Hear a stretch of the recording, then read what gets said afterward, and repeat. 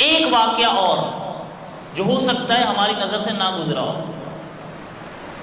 ابھی حضور علیہ الصلوۃ والسلام آئے نہیں ہیں. علماء نے لکھا ہے کہ حضور علیہ الصلوۃ والسلام کی تشریف آوری سے 1000 سال پہلے کا واقعہ ہے. یمن کا ایک بادشاہ ہے اور اس بادشاہ کو تبع کہا جاتا ہے. جیسے مصر کے بادشاہوں کو فرعون کہا جاتا ہے. فرعون بادشاہ کا نام نہیں ہے، لیکن جو بھی مصر کا بادشاہ آتا تھا اس کو فرعون کہا جاتا تھا. ان کے نام الگ الگ ہوا کرتے تھے. اسی طریقے سے یمن کا جو بادشاہ ہوا کرتا تھا اس کو تبع کہا جاتا تھا. قرآن مجید میں بھی اس لفظ کا ذکر ہے. نام ان کے الگ الگ تھے. وہ تبع جو حضور علیہ الصلوۃ والسلام سے 1000 سال پہلے آیا اس کا نام تھا تبع حمیری. اس کے پاس اس کے لاؤ لشکر میں 12,000 علماء ہوا کرتے تھے. علماء کا مطلب یہ کہ جو آسمانی کتابوں کا علم رکھتے، تورات، زبور، انجیل، پچھلی جتنی بھی آسمانی کتابیں گزری ہیں، وہ کہیں نکلتا تو اپنے ساتھ ان 12,000 علماء کو لے کر نکلتا. اور شان و شوکت کا عالم 1 لاکھ 1.5 لاکھ کے قریب سوار اس کے ساتھ ہوتے، اور 1,13,000 پیادے جو سوار نہیں. اس کے علاوہ مال و دولت اور کافی چیزیں. اس لشکر کے ساتھ وہ جس علاقے میں جس بستی میں سے گزرتا، اول تو اس کو فتح کرتا جاتا، اور لوگ اسے جوق در جوق اس کی شان و شوکت، اس کے مال و دولت، اس کے لاؤ لشکر کو دیکھنے کے لیے آتے.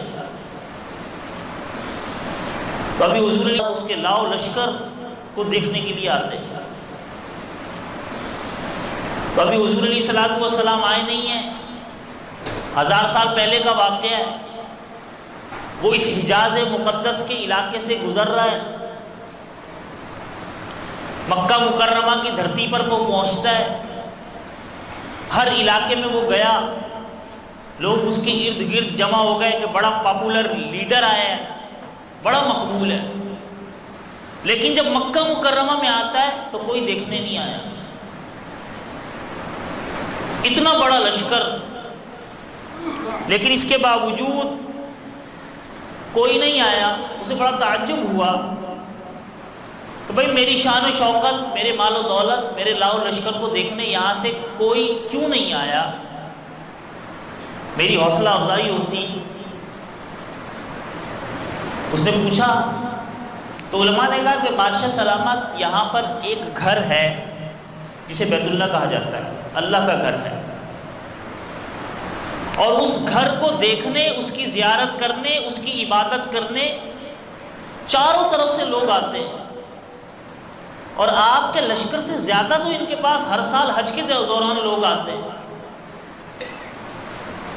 ہر نسل کے، ہر قبیلے کے، ہر رنگ کے، ہر قوم سے تعلق رکھنے والے لوگ ان کے پاس آتے ہیں. یہ آپ کو دیکھنے کے لیے کیوں نکلیں گے؟ ان کے لیے تو کوئی اچھمبے کی بات نہیں ہے.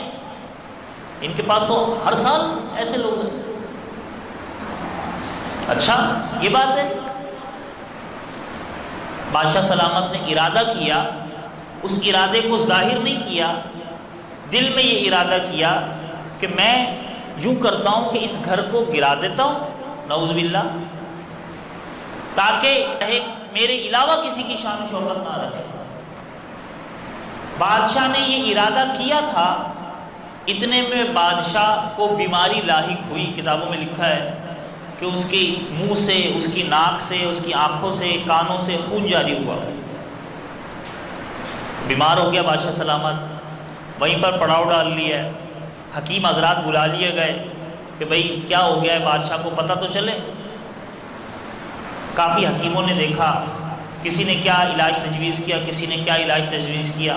ایک حکیم صاحب تھے بوڑھے سے، انہوں نے کہا بادشاہ سلامت، یہ بیماری زمینی نہیں ہے، یہ بیماری آسمانی ہے، اور اس کا علاج زمینی ہے. لگتا ہے ایسا ہے کہ آپ نے کسی زمین کے متعلق غلط ارادہ کیا ہے. آپ ذرا آپ کے ذہن میں جو بات چل رہی ہے، جو ارادہ ہے، آپ کے ذہن میں جو بات چل رہی ہے، جو ارادہ ہے، اس کو ذرا ظاہر تو کریں۔ بادشاہ نے بتایا کہ میں نے یہ سوچا تھا کہ یہ جو آگے جگہ ہے جس کے بارے میں سنا ہے کہ لوگ جوک در جوک یہاں پر آتے ہیں، اس کی شان و شوکت ہے، تو میرا ارادہ یہ تھا کہ اس جگہ کو ختم کروا دوں تاکہ اس کی شان و شوکت ختم ہو جائے۔ تو اس حکیم صاحب نے کہا، عالم بھی تھے، انہوں نے کہا کہ آپ اپنے اس ارادے کو ختم کر دیں، آپ ارادہ ختم کریں گے آپ کی بیماری ٹھیک۔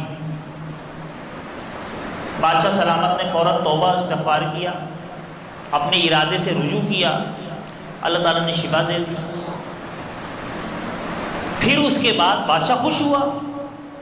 خوش ہونے کے بعد بادشاہ سلامت نے اس زمانے میں جو بیت اللہ کی صورتحال تھی، جو حیت تھی، تو اس وقت ایک ریشمی رنگ کا کپڑا لے کر بیت اللہ کے اوپر غلاف چڑھایا، اور تاریخ میں لکھا ہے وہ پہلی مرتبہ بیت اللہ کو غلاف دینے والا تھا۔ اس نے کہا اس جگہ کی اتنی عزت ہے، اس کا اتنا مقام ہے، میں بھی پھر اس کی عزت کروں گا۔ اور پھر مکہ مکرمہ میں رہنے والے ہر شخص کو اس نے تقریباً 7 اشرفیاں تقسیم کی، 7 یا 70 غالباً کتابوں میں اس طریقے سے لکھا ہوا ہے۔ اس کے بعد وہ آگے نکل گیا۔ آگے نکلتا ہے تو یثرب، مدینہ منورہ، کھجوروں والی جگہ، وہاں پر پہنچتا ہے۔ اب میں نے ذکر کیا نا 12,000 علماء اس کے ساتھ ہوا کرتے تھے، تو ایک بڑے عالم تھے ان کے ساتھ۔ انہوں نے جب اس زمین پر قدم رکھا تو وہاں کی مٹی اٹھائی اور اس کو سونگا۔ بادشاہ نے پوچھا بھائی کیا معاملہ ہے؟ تو وہ عالم صاحب کہنے لگے کہ ہم نے اپنی کتابوں میں پڑھا ہے کہ ایک نبی آئیں گے، سب سے آخری نبی نبی آخر الزمان صلی اللہ علیہ وسلم، جن کا دین، جن کا مذہب پوری دنیا میں پھیلے گا، وہ اس جگہ پر ہجرت کر کے آئیں گے۔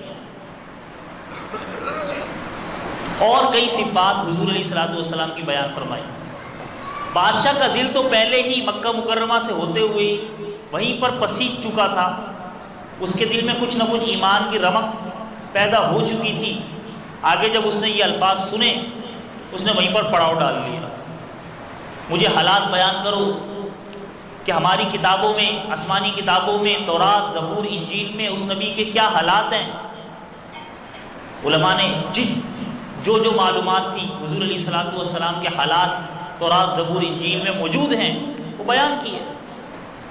نہ صرف بیان کیے بلکہ کئی علماء نے اس بادشاہ سلامت سے کہا کہ آپ ہمیں اجازت دیں، ہم نہ چاہتے ہیں یہاں پر حالات اور واقعات بتاتے ہیں کہ وہ نبی آ سکتے ہیں، ہم یہ چاہتے ہیں کہ ہم اس نبی کی زیارت کریں، ہم اس نبی کی قدم بوسی کریں، ہم اس نبی پر ایمان لائیں، آپ ہمیں یہاں ٹھہرنے دیں۔ تو بادشاہ نے 400 گھر وہاں پر بنوائے مدینہ منورہ میں، اور وہ بڑے عالم کا جو گھر تھا، جس بڑے عالم نے مٹی سونگی تھی، اس کے گھر کے ساتھ ایک ڈبل سٹوری گھر بنوایا۔ اور گھر بنانے کے بعد بادشاہ سلامت نے، جیسے پہلے زمانے کے گھر ہوتے تھے اسی کے مطابق بادشاہ سلامت نے نبی دو عالم صلی اللہ تعالی علیہ وآلہ وسلم کے نام ایک خط لکھا کہ میں اس روئے زمین کی سب سے کم تر مخلوق تبع، سب سے اعلیٰ تر مخلوق نبی صلی اللہ علیہ وسلم کو سلام پیش کرتا ہوں۔ یہ خط کے اس کے الفاظ تھے، اور میری چاہت ہے، میری آرزو ہے کہ میں آپ کی زیارت کروں، اور اگر آپ میری زندگی میں آ گئے، اللہ تعالیٰ نے آپ کو بھیج دیا، میں آپ پر ایمان لاؤں گا، میں آپ پر ایمان لاتا ہوں اور آپ کے رب پر بھی ایمان لاتا ہوں۔ میری آپ سے گزارش ہے کہ آپ میری سفارش قیامت میں کر دیجئے گا، اور یہ تحفے میں یہ گھر میں آپ کو ہدیہ کرتا ہوں۔ یہ بادشاہ نے خط لکھا، اور وہ خط اس عالم کو دیا، اور اس عالم کو کہا کہ یہ گھر ہے، یہ ڈبل سٹوری جو ہے یہ گھر اس نبی صلی اللہ تعالیٰ علیہ وآلہ وسلم کے لیے ہے، اگر تمہیں وہ نبی مل جائیں تو انہیں یہ خط دے دینا تمہیں نہیں ملتے تو اپنی اولاد کو یہ خط دے کر وصیت کر دینا کہ وہ اپنی اولاد کو یہ خط دے کر وہ بھی آگے وصیت کرتی چلی جائے، یہ خط وصیت کرتی چلی جائے، یہ خط میرا نبی آخر الزماں صلی اللہ تعالیٰ علیہ وآلہ وسلم کے پاس پہنچ جائے۔ حضور آئے نہیں ہیں، 1000 سال پہلے کی بات ہے۔ حضور صلی اللہ علیہ وسلم کے لیے اللہ تعالیٰ کیسی کیسی حکمتیں، مصلحتیں، واقعات رونما فرما رہے ہیں۔ بادشاہ سلامت چلا گیا، وہ علماء وہی ٹھہر گئے، وقت کا پہیہ گزرتا گیا، نبی علیہ الصلوۃ والسلام تشریف لائے، نبی علیہ الصلوۃ والسلام نے ہجرت کی، مدینہ منورہ میں قدم رکھا، وہ طلع البدر الینا، وہ صدائیں لگی، حضور علیہ الصلوۃ والسلام کا استقبال ہوا، مدینہ کے لوگوں نے استقبال کیا۔ ہر شخص کی خواہش یہ کہ نبی علیہ الصلوۃ والسلام ہمارے ہاں ٹھہریں، حضور علیہ الصلوۃ والسلام ہمارے گھر پہ ٹھہریں۔ آپ علیہ الصلوۃ والسلام نے اپنی اونٹنی چھوڑ دی، قصوہ نامی اونٹنی، کہ اللہ رب العزت کے حکم کے مطابق یہ اونٹنی جہاں جا کر ٹھہر جائے گی بیعت وہی میرا ٹھہرنا ہے۔ وہ اونٹنی جاتی ہے اور اس گھر کے سامنے جا کر بیٹھ جاتی ہے جو بادشاہ نے حضور علیہ الصلوۃ والسلام کے لیے بنوایا ہے۔ اللہ کی حکمت دیکھیں۔ اور وہ خط حضرت ابو ایوب انصاری رضی اللہ تعالی عنہ، بڑے جلیل القدر صحابی ہیں، ان کے پاس موجود تھا۔ اور حضرت ابو ایوب انصاری رضی اللہ تعالی عنہ اس عالم، جس عالم کو بادشاہ نے خط دیا ہے، اس کی اولاد میں سے۔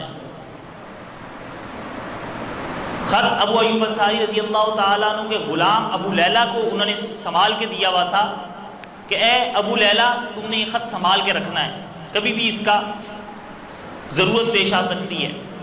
ابو ایوب انصاری رضی اللہ تعالیٰ عنہ ایمان لا چکے تھے، مکہ مکرمہ میں جا کر حضور علیہ الصلوۃ والسلام کے دست اقدس پر بیعت کر چکے تھے۔ آپ علیہ الصلوۃ، وہ گھر جو حضور علیہ الصلوۃ والسلام کا تھا، وہیں پر آپ علیہ الصلوۃ والسلام ٹھہرے جو بادشاہ نے آپ کے لیے بنوایا تھا۔ اس کے بعد حضرت ابو ایوب انصاری رضی اللہ تعالیٰ عنہ نے اپنے غلام کو بھیجا خط دے کر۔ حضور علیہ الصلوۃ والسلام کو نہیں پتا کہ غلام کس لیے آ رہا ہے، لیکن جیسے ہی وہ غلام، وہ ابو لیلہ حضور علیہ الصلوۃ والسلام کی خدمت میں آیا تو آپ علیہ الصلوۃ والسلام نے فرمایا تم ابو لیلہ ہو؟ اس نے کہا جی۔ وہ کہتا ہے میں حیران رہ گیا کہ آپ علیہ الصلوۃ والسلام، یہ نبی میرا نام کیسے جانتے ہیں؟ آپ علیہ الصلوۃ والسلام نے فرمایا جلدی سے وہ خط نکالو جو دبا بادشاہ نے رکھوایا ہوا ہے تمہارے پاس۔ یہ واقعہ کتابوں میں ملتا ہے۔ 1000 سال پہلے حضور علیہ الصلوۃ والسلام کی آمد، تشریف آوری سے کہ بادشاہ سلامت، کہ جو نبی نہیں ہیں، نبیوں نے تو بشارتیں دی ہیں، لیکن بادشاہوں کے اس کے ساتھ اللہ تعالیٰ نے ایسے واقعات رونما فرما دیے جو حضور علیہ الصلوۃ والسلام کی آمد، تشریف آوری، بشارت، خوشخبری کے حوالے سے ایک کھلی دلیلیں موجود ہیں۔ تو ایسے نبی، ایسے اعلیٰ و عرفہ مقام والے نبی اللہ تعالیٰ نے ہمیں عطا فرمائے۔